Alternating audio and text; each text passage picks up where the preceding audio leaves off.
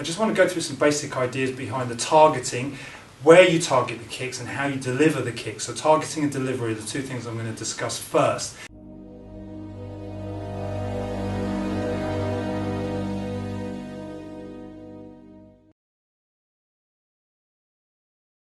So mostly in Wing Chun, we usually kick towards the knees, and there's a reason why we kick towards the knees, because of the structure of the leg is weak against certain angles. So in other words, if Simon puts his leg forward, if for example he's punching and I duck down here and I push into the knee, if I push into the knee, you can see it's very, very difficult. Can you come forward again for me, please? So if I push into the knee, it's very difficult for him to keep a good balanced state.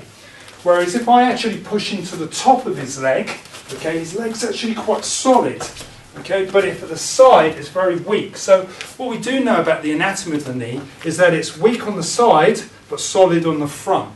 So the natural target and the natural indication often in Wing Chun is to kick the inside and to stamp on the inside of the leg, being on the inside of the knee. So if you can imagine someone's throwing a punch, as the punch is coming in, you're affecting the person's balance by attacking the weighted leg that they put on. So they're putting the weight onto that leg as they're punching and you're attacking that. But we'll come back to that in just a second.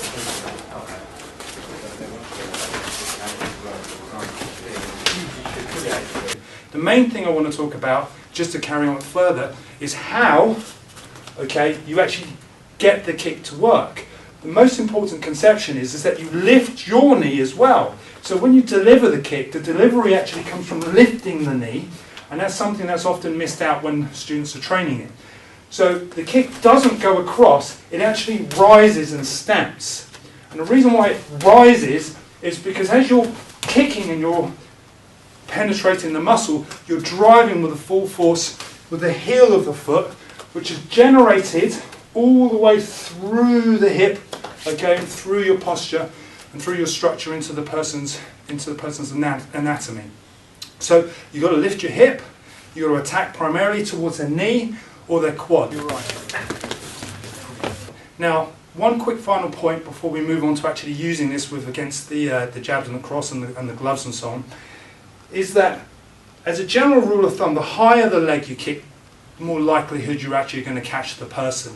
If you try to kick below the knee, try to kick below my knee, Simon, if I move my foot, it's going to move a lot faster than if you kick higher and I try to move from here. So in other words, the higher the leg you target, the slower that part of the leg moves. So for that reason in Wing Chun, we generally kick the knees, okay, here, and we target the legs, and we move the legs, bang, because as we move here, or we kick out and we stamp here, okay, what it does is it makes it really hard for him to defend, because as I go for the higher part of the leg, he can't move his ankle to defend and escape that as easily.